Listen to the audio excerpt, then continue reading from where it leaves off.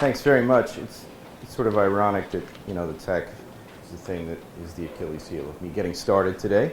I just had a few slides that back up my intro.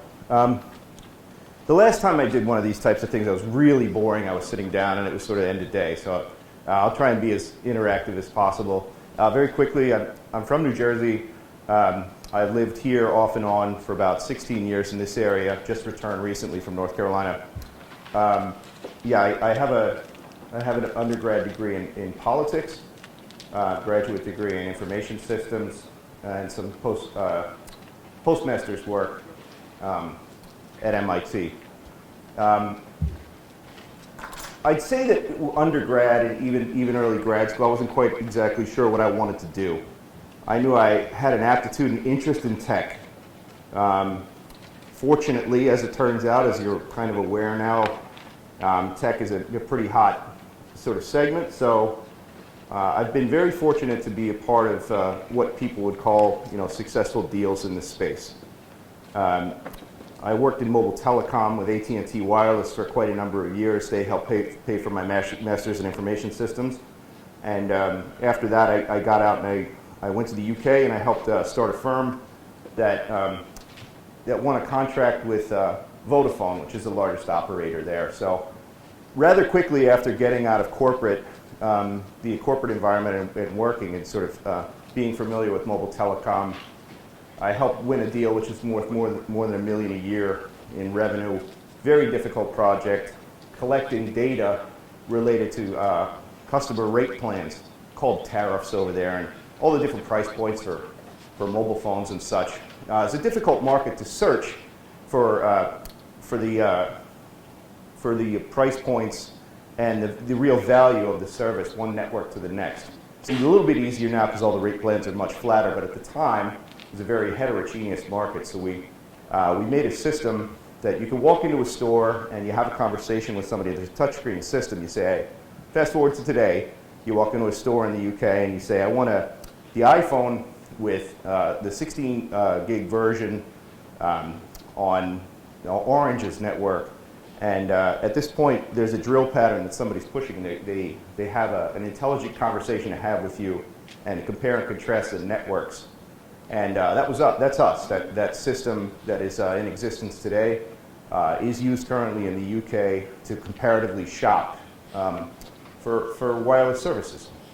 I returned to the US and I worked on a number of VC-funded deals really before the iPhone started, when companies started to get into mobile marketing. A bunch of different companies such as Disney, including Office Depot, who I won as a client,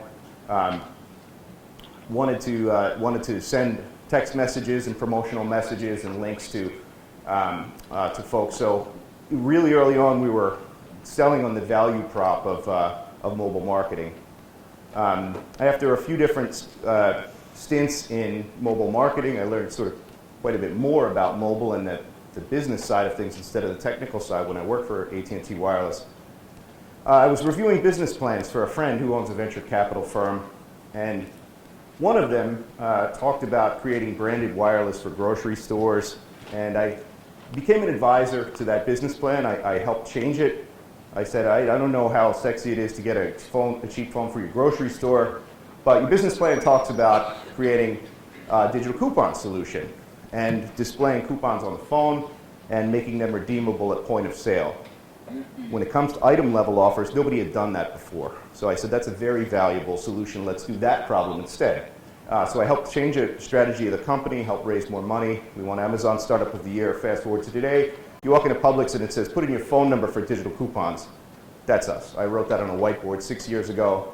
And we raised $4 million in venture money. We won that award. Today it's used in nearly 20,000 stores in the country as a sort of a software as a service platform that retailers use. They don't have to pay the capital to create the solution. They just agree, it connects to their point of sale, all the coupons are there, they slap their brand on it. So that was not an easy project, but a good success. It was acquired by a company called Inmar. That's when I moved away from Florida for a couple of years. I had the good fortune of being part of a double exit just a couple of years after that. Inmar was acquired, and I left there and worked worked with a firm known as Double Beam GoPago, as you had mentioned. This was a turnaround. A lot of money was spent to create GoPago, a tablet point-of-sale solution. It's an Android tablet point-of-sale solution. And the company had failed to hit its numbers. JP Morgan spent about $30 million or so. And, Foom, they had the most expensive zip codes in San Francisco, and they missed all of their targets related to sales. Well, as a turnaround, there were some people that I know that acquired that company. It's called an asset sale. They bought the distressed company and helped turn it around. So we helped sort of save the company. I helped run that company and raise additional money, double the number of installed clients, stabilize the code and the features, add a couple additional features, and in less than 1 year, we sold it to Verifone. Not Vodafone, Verifone, the payment processing company. So you see card swipers and card dipping machines. That's where you see that name everywhere. So they're a leading payments tech company. So I've been very lucky. This is not all about me. This is about being in the right place at the right time with the right sort of technology background and the ability to network with people and always go and meet some new faces and help wherever possible. After the Double Beam GoPago deal, I've returned here, and I've been fortunate enough to be able to join the VC firm that I was originally reviewing business plans for. So VC is venture capital, as you know. I'm still getting my head around the idea that I'm actually part of the VC community and have a really major say in investments that we make in technology. So that's where I am today. I've joined a firm. I'm responsible for its tech investment portfolio. The profile of the firm involves a fair combination of investments in technology, mainly software, mobile, security tech, a little bit of hardware maybe, and life sciences. Life sciences are pharmaceuticals, big data about health, and sort of in between tech and software and the life sciences, there's a new category called digital health. And digital health is how can software improve the service delivery and accuracy of healthcare administration. So yes, we're making investments in Florida as one of the target markets, which is underserved by venture capital. There's a lot of people here that have great ambition, great companies. Historically, there's sort of a vacuum of people leaving here. They feel they have to be somewhere else to start and run and nurture companies. It's completely false. I mean, now the international community is coming here and building with Scripps and Max Planck being built at FAU's North Campus. You're looking at one of the most important centers in the country associated with biotech and pharma and medical research. So this acts as an anchor associated with knowledge workers in that particular field, and we're happy to look at opportunities and invest in those types of deals. So I came out of the tech world. I helped define and develop and operate technology businesses, some of which were very successful. I had been able to do this mainly on the East Coast and in Florida. You do not need to move to Silicon Valley to be successful in tech. You might have to travel a little bit more, but now I'm focused on investing in firms in tech, in digital health, and in life sciences. Of course, there are people that specialize in the life sciences part. There's a few doctors that are part of our firm who are subject matter experts related to pharma and biological topics. Some ratio, we don't know exactly how many of the investments will be made specifically in the South Florida market. It really comes down to the opportunity and the right people running these firms and whether or not they're really behind what they want to do. How venture capital works is we look for business plans that have some early traction. Early traction means there's a couple of committed clients, there's some early revenue, but not just any revenue, repeatable revenue, in what the business plan says it's going to do.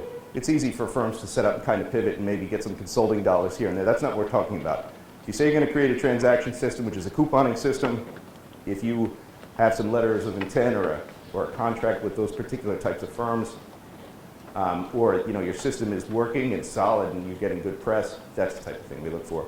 Those companies need capital to grow. They need a lot of capital to create highly available systems, and that's where we help. There are other companies that you may have heard of that Athenian Ventures owns, quite a bit of equity in, such as Manta.com. It's a listing service, sort of like Hoover's for small businesses. So it's a site that has robust small business listing services. This is one of the earlier investments in Athenian. A number of different companies in pharmaceuticals, such as Akebia Pharmaceuticals, and just a whole myriad number of technology and firms, probably 40 businesses or so over the last 3 funds they've invested in. So you have a local tech / VC guy in front of you. I'd be happy to answer any questions, or how did I get here? Well, I was asked by Kimberly over at the Tech Runway to help foster the tech community, to have a look at all the deals and opportunities here, to help encourage and advise people that are looking to start tech businesses, and of course, as they get early traction, to potentially invest in them. We're here. We're ready. We're ready to support the community. FA, she has a great facility and she has a great team. She's being highly selective of who she's putting in her incubator, and we're ready to help. I'm very interested in helping companies here locally with their funding needs and growth.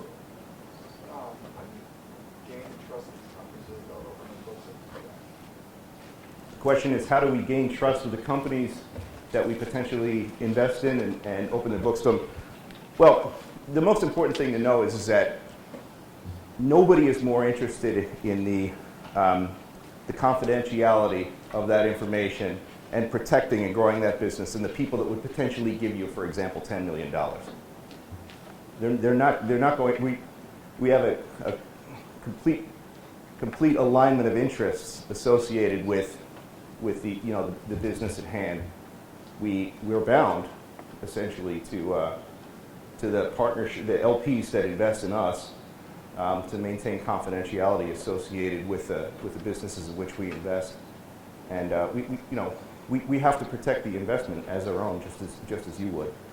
So it's sort of part of the industry. I'm not saying that people in VC may not share information between one another in the community, but if they have any genuine interest in the deal, and we clearly identify what we're interested in and have a track record of investing and making money with our folks and creating value for the people with whom we've invested, that's exactly how it works.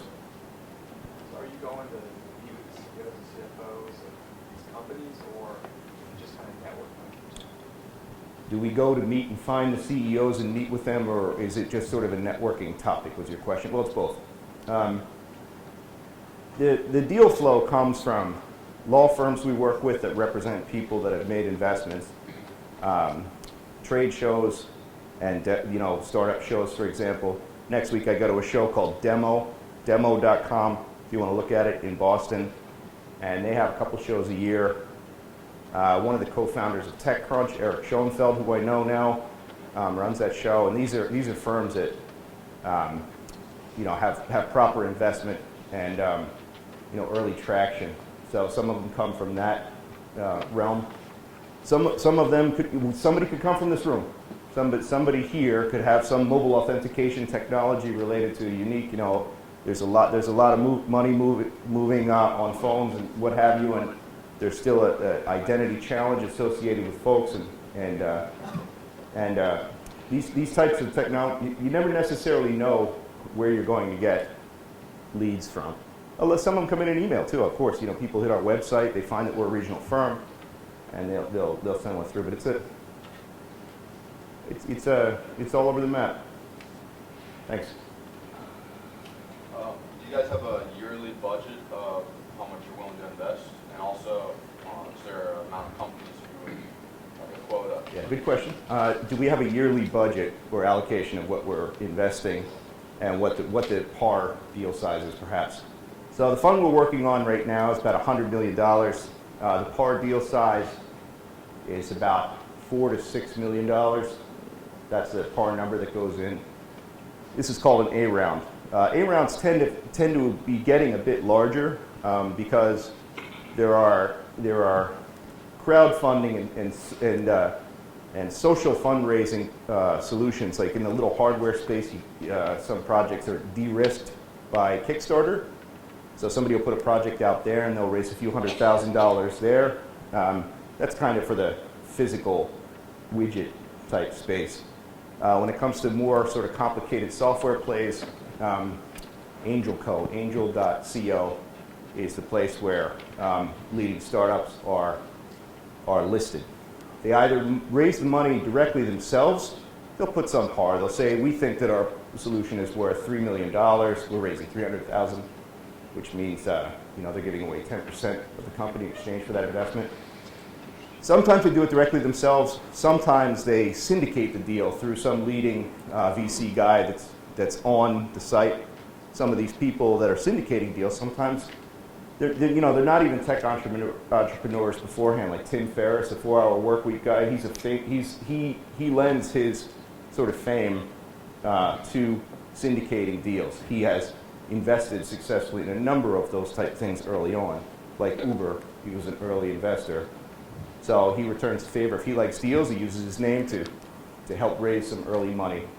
But when it comes to the real capital that's needed to run and scale businesses, to hire 10 salespeople and to hire attorneys, to file patents and grow a company authentically, the A and B round come from firms such as ours.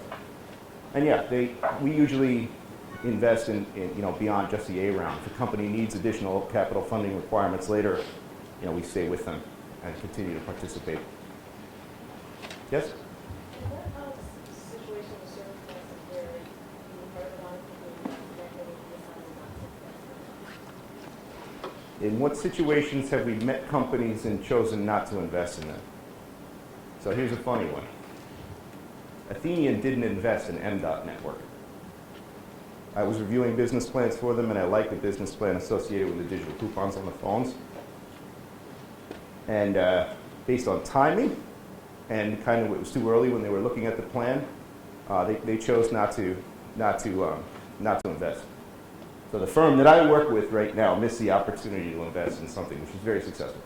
The reason and the choice at the time, really, it had to do with the fact that it was a bit too early when we talked to Carl, my friend, the lead of the firm, and they needed a little coaching. So Carl introduced me to the person that was running M.Dot at the time and had written the business plan. And he's a pretty patient guy. I think maybe he actually had a look at this and decided that this might be a litmus test associated with me being involved with the firm. And being able to raise a few $1 million from individuals and angels and winning Startup of the Year and exiting, meaning selling with upside for the investors. This was a good proof point. Other firms just don't meet our criterion either geographically or technology-wise. For example, solar and green tech and all energy, the very, very, very important sort of segment. It's just not what we do. We focus on mobile security, authentication technologies, transaction networks, storage technologies, and things that some of the people that are a part of our firm have a real strong knowledge of. And in this fund that we're doing now, we're getting even more specialized. We're not going to do really anything at all outside of our areas of expertise because we feel we can be most helpful to the companies when we know exactly what their technology does, what its value prop is, how it should be priced. And sometimes it even comes down to people in your network that maybe we'll invest in this company later alongside of you or acquire it. So being in the right circle of folks, it helps quite a lot. Any more? Yes? You mentioned earlier that you kind of saw the mobile coupons as kind of the next frontier and that you wanted to tackle that, and it sounded like you're pretty ahead of the curve on that. Without divulging any confidential information, I'm curious what you see as the next frontier. Wow, that would be pretty tough. Lightning would strike twice. That would be amazing 2 times in a row, right? The question is, what's the next big tech, right? What's the next big thing?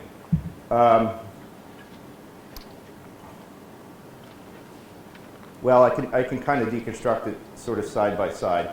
For mobile, there's a push and pull between advertisers in a remarkable battle right now, where the advertisers are trying to cram more and more advertising on people, and they're sort of being disrupted by the advertising. You'll visit a mobile web page, and instead of seeing the content, you'll have it blocked. And it's very difficult to get rid of a full screen ad or try and scrunch it away and get rid of that ad to view this. And it's sort of breaking the promise of the customers wanting to see the article. But the flip side of it is that article and that content won't even exist if the ads aren't there. That's the whole way that people that pay for online content exist. It just needs to be changed. So there's going to be paradigm changes related to the trust level and the voluntary participation of advertising and interaction with it and the choice of what you see, as opposed to it being sort of jammed in at any different angle at random to you. So some ground rules for mobile advertising is a new paradigm on the mobile side. On the health side, telemedicine is really, really hot. The way that insurance and medical practices now work is you essentially don't have any access at all to your doctor. You don't have a relationship with your doctor directly. You only go to that doctor because he's on the list of permitted people that the insurance company has negotiated some back office rate with. So there's the middleman in insurance, and there are some subscription models, including one is a premium model here. There's a company called MDVIP here for maybe, I think it's only like $2,000 a year. You have a premium subscription for additional access and can get all the appointments you want. For the value play in the center and some of the startups that use services like this, there's something called Sherpa. This is an example of a telemedicine play where, let's say we had a startup here, Nuco.com, we started in Boca, and as part of the service of healthcare, you can talk to a Sherpa doctor 24/7 on the computer, and you can talk to them about how you're feeling and talk to them about what your symptoms are and problems, and they can sort of diagnose trivial things and even prescribe over a video. But you're not talking to somebody to fill out a clipboard in the office. You're directly talking via video to a physician. So that's going to be the way that you engage with healthcare providers, more significantly, is through digital. In the middle, digital health. There's quite a lot of innovation happening there, and quite a lot of challenges to fix. Billing is a mess. You get bills months later that have no correlation. You don't even understand what services it was or what cost it should be and stuff like this. It's just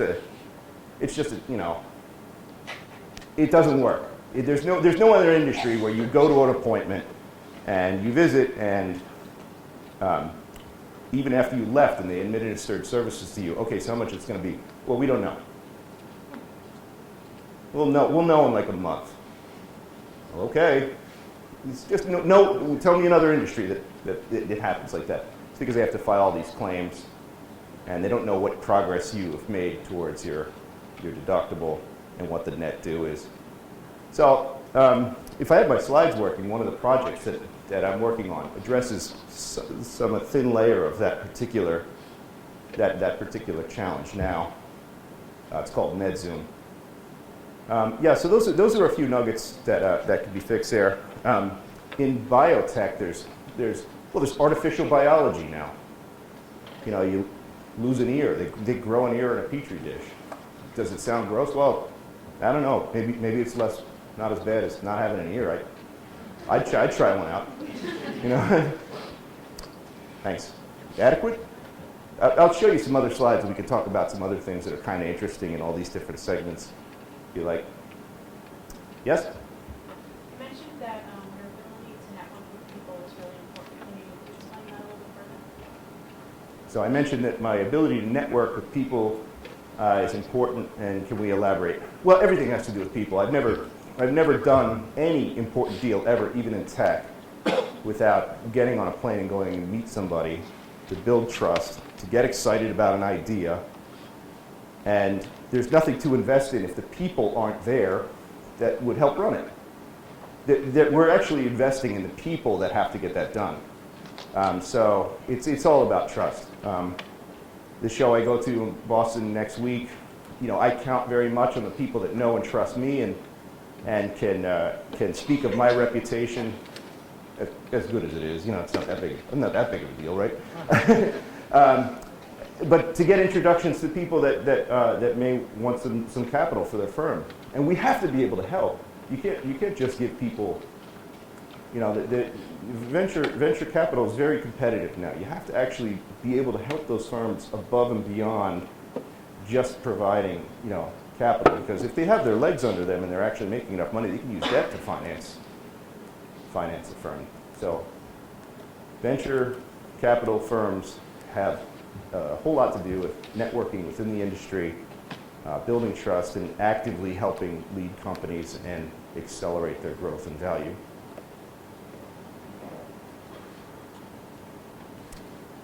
Up front. I want to hear a little bit about your, as someone, as an insider of the industry, I want to hear a little bit about your thoughts on the financing scene in South Florida. And the reason why I'm asking this question is for the following reason. There's some academic evidence that venture capital investments are geographically concentrated. And Yeah, well, a yes.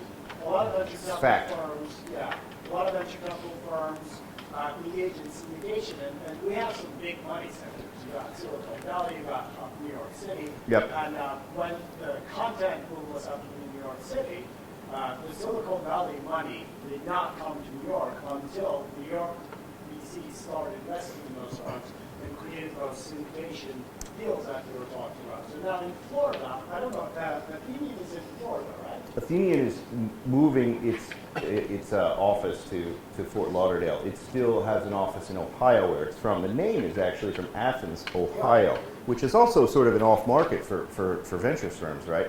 Right. So That's a unique spot. Yeah. Right, so it's not located here. What is your perception of the financing market in general, and what is Athenian trying to do? How is it located in this space? Is it trying to be sort of the anchor firm? Yeah, great question. I mean, through which the Silicon Valley or New York money is going to come to Florida? This is a development question because this university, in its strategic plan, is highly interested in becoming a part of the entrepreneurial scene in South Florida. And money is a big problem, and there's a lot of discussion around it. Right, investment anchors the deals and the growth here, right? And instead of them going, so I anticipate that this was heard pretty well through the microphone. Athenian's strategy in getting involved in this particular market is that it's a big one, a robust one. There's a lot of knowledge workers. There's a lot of opportunities here and a number of the other select markets we're looking at, but they're actually underserved or less served by VC. So you're not going to have any problem getting any meetings if you're a startup and you really have your ducks in a row in the Bay Area. You're going to talk to a whole bunch of people, and so it's sort of good from a startup standpoint for the volume of discussions you can have with people. Doesn't mean you're going to get funded because I think they tend to like problems that are easy sometimes. But there's also, from a VC standpoint, it's very, very crowded and competitive for those particular offers. It's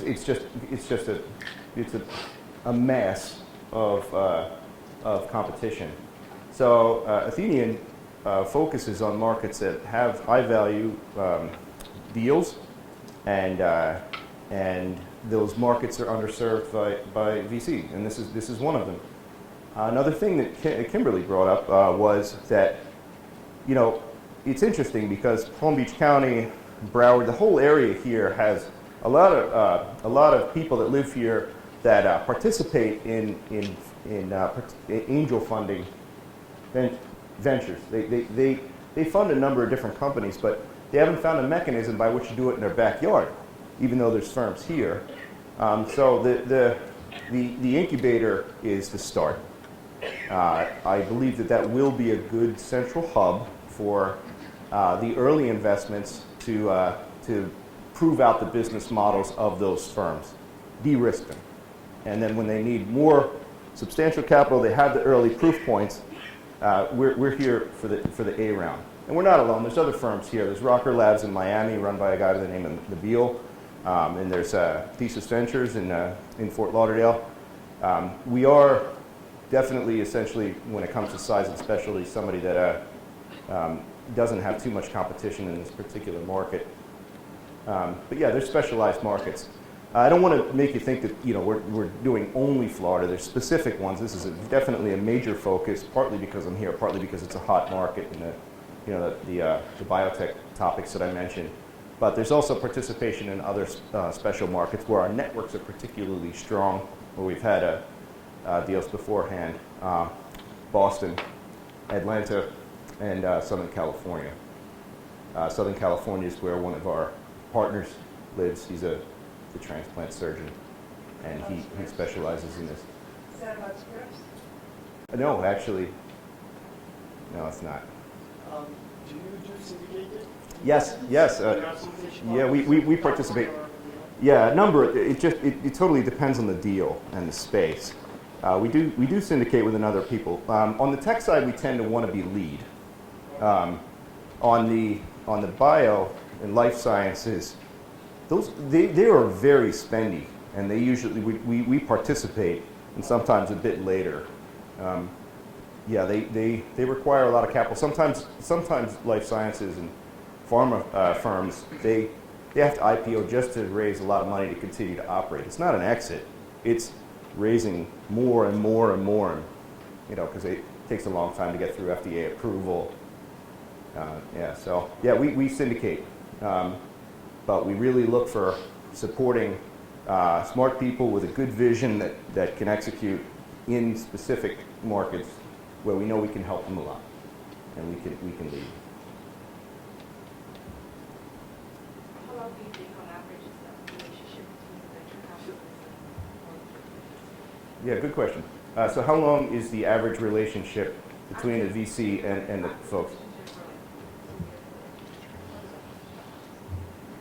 I mean, the target is usually to invest and you know, sell the interest or the entity within sort of 5 to 8 years. This is usually what happens. It's not specifically written into the charter of venture firms to return, you know, all of the investment money back to the participants in that fund, you know, by the end of 8 years or so. But it's usually a par, especially for earlier ventures firms. You do have to set the expectations, you know, with the people in which you're investing, that, you know, the goal is to have what's called a liquidity event, to find, you know, an exit. And the exit can either be, you know, IPO is actually rare. It's only 0.001 of firms, or something even smaller than that, from startup that actually go public. It's people talk about it a lot, but the percentage it's less than 1%, way less. What's more likely scenario is that a company in that segment finds what you've done, you know, very attractive or appealing to supplement their current product lineup. And that's what happened with the M.Network coupon thing. A big couponing company that needed a digital solution acquired that. Follow-up question? Shark Tank is great, yeah. So, do you think that gives a major misconception with the way you project venture capitalism, or what is it in reality? Well, most deals don't really happen where you're sitting there playing games against people that are your competitors or syndicates. You know, when Mark Cuban, I won't be sitting next to somebody, you know, at a competing firm, usually right next to me, in such a compressed pitch. The research and due diligence associated with the technology and what you do and the choice to participate is way. I would say it's a little more boring and more thorough than that, right? It's like 3 months of modeling and changing assumptions in spreadsheets related to tables and stuff like that. Shark Tank is actually, I think it's good because it trains and encourages people that watch it to understand it inspires them to innovate and to pitch their ideas and to raise money. And there are you know, several aspects of the pitch and substantiating it and what percentage you sell of your company and whether or not it works for you that make a lot of sense. That show doesn't tend to, they tend to sort of present really simple problems or cookies or things like this because, you know, complicated enterprise software, it's just not as sexy to sort of sell that in front of a big, you know, instead of, you know, it's not made for TV. But yeah, it's a great show. What's the greatest difference is the pitch format. It doesn't happen like that. They're all separate, private deals, because you also want to have confidentiality in the questions and answers that you have with the people that you're potentially investing in. Do you ever reach a point where, when you're doing due diligence, that you go back to the clients, that right word? LPs, our clients? What do you mean, our investors is what you mean? No, your the people You okay? are LPs?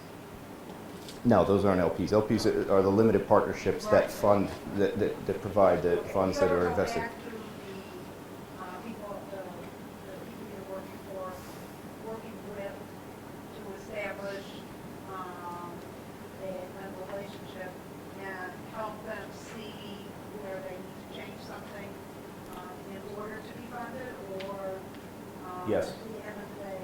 So do we form partnerships and communication, you know, mechanisms with the startups in which we potentially invest, and do we advise them on what they may change a little bit that would compel us to invest? Or yeah, absolutely, of course.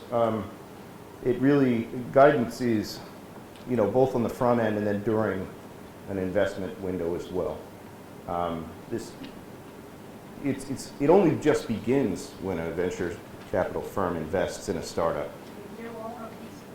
Yeah, and we're motivated by the exact same things, which is the growth and success and inflection of that company, and that usually takes the form of us participating as board members, and for us hearing and tracking, you know, the progress related to the development of its product or solution, and how well it's selling, and whether or not that's against a plan that everybody, you know, agrees.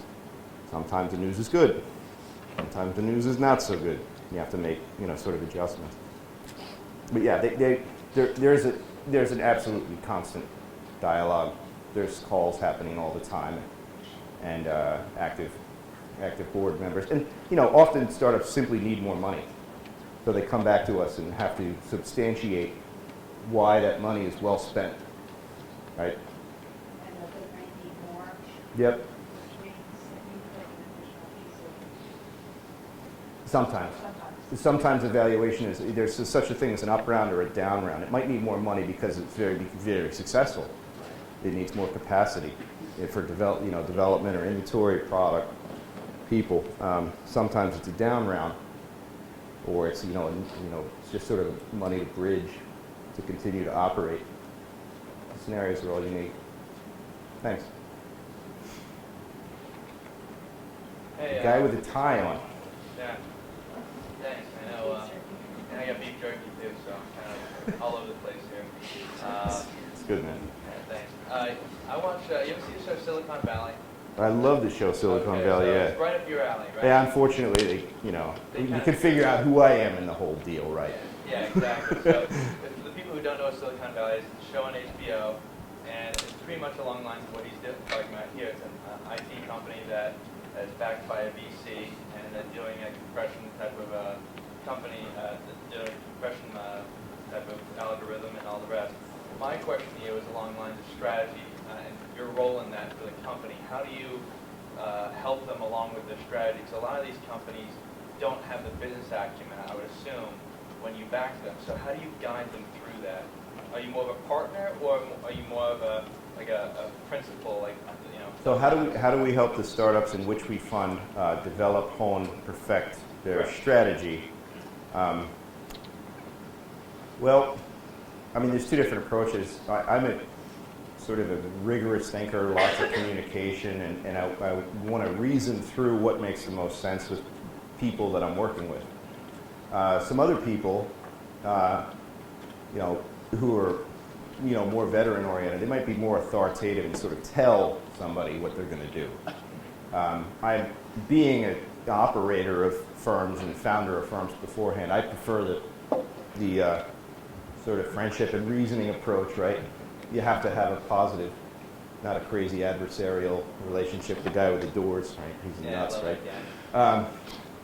So yeah, you develop a strategy with the leaders of the company, at the onset, and you should already know whether or not that thesis and that strategy has early signs of working. If it isn't, it's not a substantiated investment. It's a bet. It's a blind bet. Things change, though. I mean, you could start and you could work and create a solution and have great revenue for a while, but then Google gives that thing away for free, a year later, and your strategy has to pivot quite substantially. So, the strategies do need to change in IT in particular, rather quickly. That kind of leads me to my second question. I don't know if valuation, right? How do you value these companies? Because with IT, you look at the comparisons, and when something new comes along, it's new for a reason. Yeah. Right? So how do you guys go about valuing the amount of capital these companies need, and the amount of equity, and the amount of debt you give them, and so forth? How does that go about the structure? So how do we value how do we determine the agreed pre-money valuation of a company? Well, a lot of it has to do with whether or not it looks like it's going to prove that model in the next 24 to 36 months in sales or recurring subscription revenue, right? So valuation carries over with that, plus some goodwill. And you do assign a bit to the novelty of the solution. When you don't have those signals, sometimes when syndications occur, the value may have already been established by somebody else that has participated or is planning to participate and agrees on that.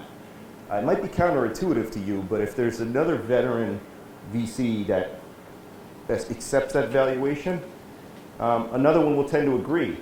So maybe sometimes sooner, than as opposed to making that assessment themselves. This is just sort of the pack mentality of human beings, I guess.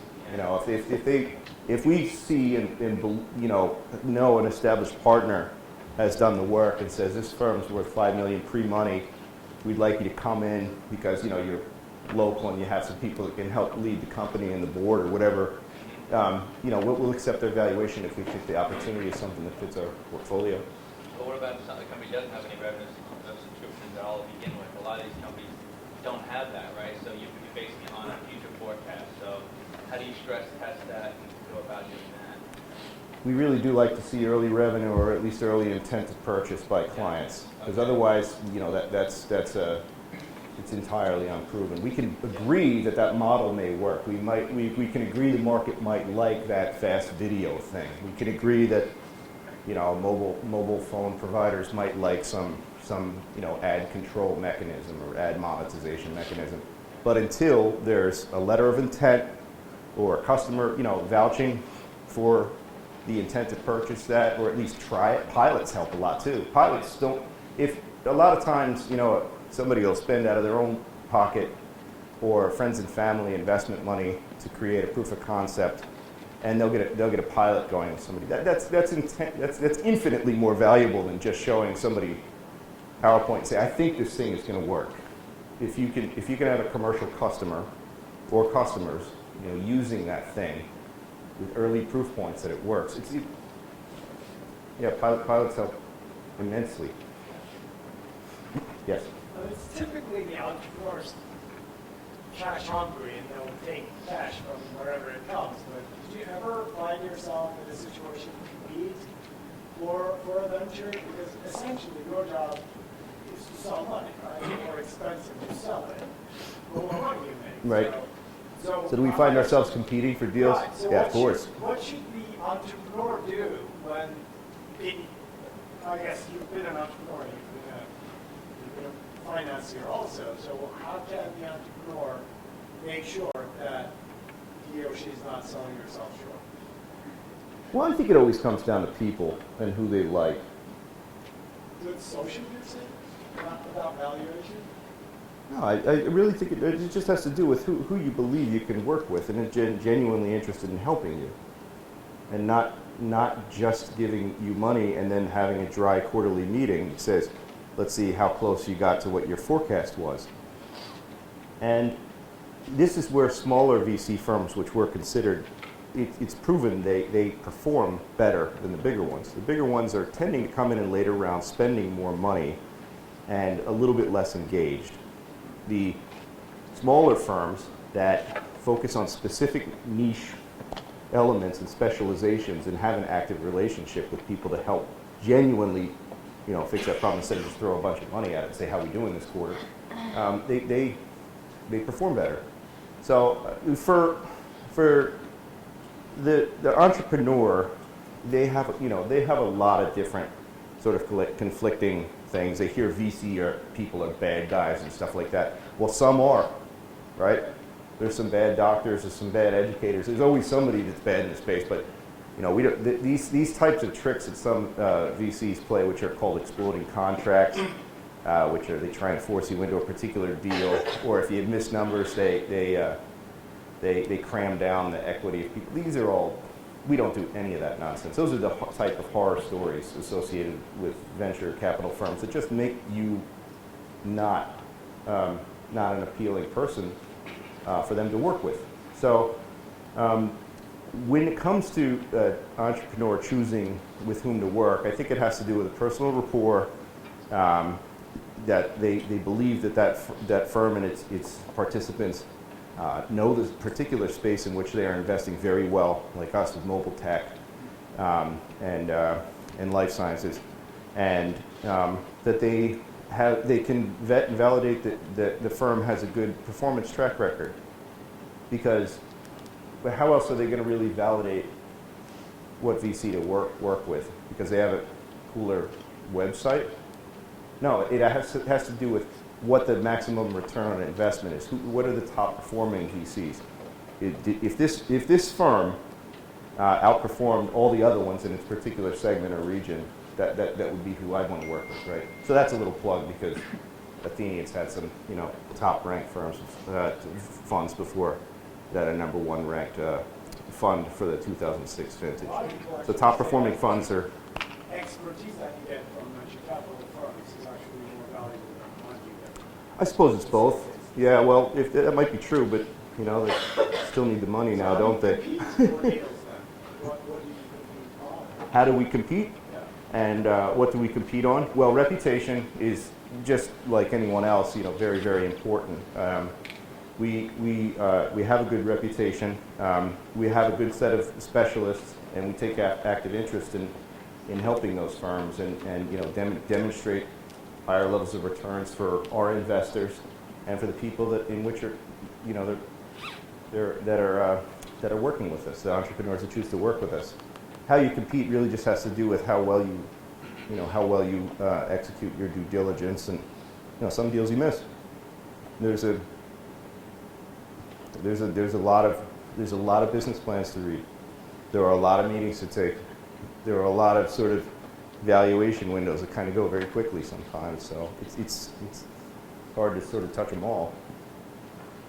Yes. I'm sure you have your mental checklist that you go through. See it. How often do you see a bright idea? How often do I see a bright idea in our work? Every day. I'm seeing business plans come in today that have interesting, novel, ambitious, big problems that they're looking to solve, and they have some technology to do it. They have some people to do it. It's not enough. What's enough is whether or not we think that team can function well enough together, and that the idea can be developed in a capital efficient manner so that there's going to be some net. Good ideas are great, but it's just we could be developing fancy buggy whips. There's no market demand for that, you know what I mean? So there are novel products, but it has to create upside. It needs to scale efficiently, and the team needs to be in good shape to be able to do that. So there's a lot of factors. Additional question? You're thinking? If it's bright idea, then why? Somebody already did it. Somebody has patents associated with it and can protect it. There are a lot of things that prevent good ideas. It's a good idea to become the leading search engine instead of Google, right? Like, what a rational person, just like any other business, they might not be the leader of that forever and ever, right? It sounds like a good idea, but how do you execute that? It would be worth a fortune to do that, but there's sort of confinements associated with good ideas sometimes. Sometimes they just miss their window. They're just too expensive to do. Back there somewhere. There you go. I was wondering, in a business plan, when you're presenting the business plan, what is the most important thing to you? What's the most important thing to me when a business plan is presented? Yeah. Oh, that's a good one. Whether or not I believe in the people. Yeah. Okay. All things equal, if the idea is great and there's early traction and this and that, and there's 10 different people pitching, kind of like in the same space, who seems to be the person that has the best, the most tenacity? And look, they're convinced that they're going to win, because they'll make me believe that too. You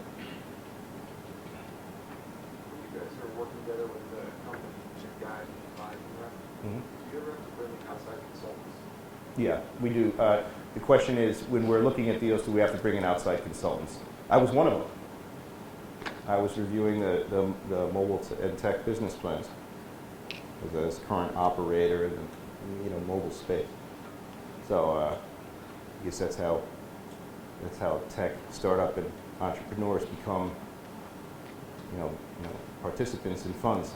Sometimes they're called EIRs. Sometimes they're called venture partners. They sort of have a temporary stay to help develop a strategy for a fund within a particular space.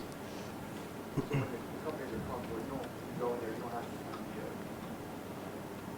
VC that knows them, as long as you get the answers. What VC knows everything? And Andreessen, maybe. I mean, they might think they do. Yeah. No, you need help in specialization in particular areas sometimes. I mean, if there's somebody that's really, really strong within your firm that has sort of perfected knowledge related to a particular area, maybe for those deals you don't need outside help. But often you do. It's just good to validate your premise and your opinion with other people too. That's the smartest people that I know validate all over the place, right? The guy with the tie again. Yeah. I had a question about how venture capital actually gets the funding. I know angel funding, some affluent guy who made $1 billion doing something and he's backing it. But with venture capitalism, do you guys have the direct line of credit with the bank? How does that all work? How does venture capital get the money into its funds to invest? Public companies that have excess funds sometimes, and portion of their strategy is to use that. Like, in our case, like insurance companies right? They have funding available, and they will invest in that because, right now, just look at the stock market. It's volatile, it's scary. They already have a bunch of money in it. Nobody thinks it's going to just continuously, smoothly go up right now. There's some risk. There's absolutely no value in deposit market rates and in interest rates. So they need to find vehicles in which to invest. Often it has to do with companies that are fostering innovation in a particular area also. Right? So let's say Office Depot or somebody like that, or a regional company that has cash on hand will choose to participate in a fund because it helps grow the skills and opportunities, and sometimes helps solve the exact problems that they can't do internally. So they're seeding investments. So they'll participate in funds. High net worth individuals participate sometimes as well. Yes, people that have made money in tech beforehand. We have to invest sometimes ourselves to demonstrate to our other investors that we have skin in the game. Right. So this is a sort of a trend within VC firms, is that the partners participate as well. It makes sense to me. You have to put your money where your mouth is. Go ahead. In your role to identify companies or products that might be a fit for you guys, does that kind of come through your individual prospecting or referrals from your network, or people who have identified you, as within their niche, so they approach you with their business? So in looking for opportunities, does it come from network? Does it come from people that find us, or does it come through through all? I think the largest. I think historically, if we look at all the deals that the firm has done, most of them come through someone who knew someone that's a part of the firm. You're sort of 6 degrees of separation, maybe only 2 degrees of separation. So and in all these spaces, people tend to repeat what they're doing as well. So if there's somebody that was successful in a tech deal, they sold a company, and that was observed. That actually builds trust for investors too. So let's say that you had a tech startup and you created an anti-spam solution, and you sold that to a Citrix or somebody nearby. Well, that just builds trust right there. So you're going to tend to find repeatability there. Has the company ever been tempted by this guy? Has the venture capital firm ever been? Has it ever been inclined to buy one of the firms in which it invests in? It already owns them, or a portion of them.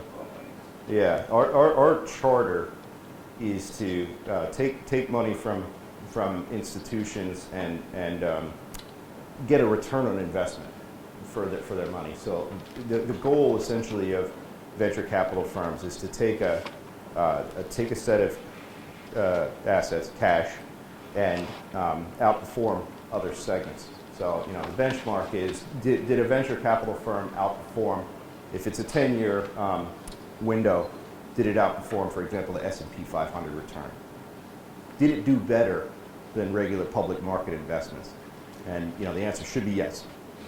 And how it does that is holding those companies, or its interest in those companies, for a while, and either selling that interest to another investor, or selling that company to a larger company, or in a rare case, they go IPO. We've had several that go IPO, but it's the exception rather than, mostly it's just a bigger company buying a smaller company. So no, it's not they only own it for a while. You sort of, you can't get too emotionally attached to them, I suppose. You're helping them grow up, and then you set them free. What percentage of deals are successful exits for venture capital firms? What percentage of deals are successful for VC firms? Well, The rule of thumb is like 1 in 10 or slightly less even. Yeah, yeah. And what happens is that, let's just say that 9 out of 10 produce nil results. Maybe some minor upside, but only 2x over 5 years is not even considered a return. So out of those 10, you'll see the one that's successful will be with 30x plus, and then that creates the right. That's where entrepreneurs think that. Well, all entrepreneur gets the short end and stick it. That's where I guess it comes. Most entrepreneurs, well, they over rely upon the fact they think that with 100% certainty that their idea is just going to work in the marketplace. So I'd say that nearly all of them, genuinely believe that they're going to be a success. But the statistical reality over thousands and thousands of deals is about 1 in 10. Really knocks it out of the park. So those are the ratios. Depends on the type of opportunity too and how early you invest. Sometimes it just takes longer. Technology deals tend to turn over or create value a little bit sooner than the life sciences ones because the complexities and the spend and the FDA approval process for devices and stuff like that. But they can be very, very valuable. If you create an anticoagulant covered stint or something like that, and Johnson & Johnson buys it, that's something that helps humanity. It's very, very valuable. There's certain biotech things that are super valuable. One more? International players in Inter. international players, international players. Who are the international? Do you think there's like a large portion in kind of a large part of the What are your opinions on that? Well, California, the Bay Area firms get the most notoriety right now. I think it's just sort of an echo chamber. The single largest number of deals comes out of there, and I think statistically it's about twice as large as the next largest market, which is New York. But it so happens that the firm that does the most deals in the country is a company called First Round Capital. It's in Philadelphia. So the domestically you hear all about this Bay Area. When it comes to international firms, yes, they participate quite a lot. A lot of it comes out of institutional firms there. Those are the ones that cross borders in particular. There's a strong investment community in other markets, but sometimes that money finds its way into the U.S. capital market system to be invested. They don't really operate alone. Well, this is a lot of questions. Thank you. I hope you learned a little bit more about VC. I will work with Caitlin, who left the building, to get you some slides associated with what we did. I didn't get a chance to talk about this Medicine project and stuff, but thank you. Thanks for your participation.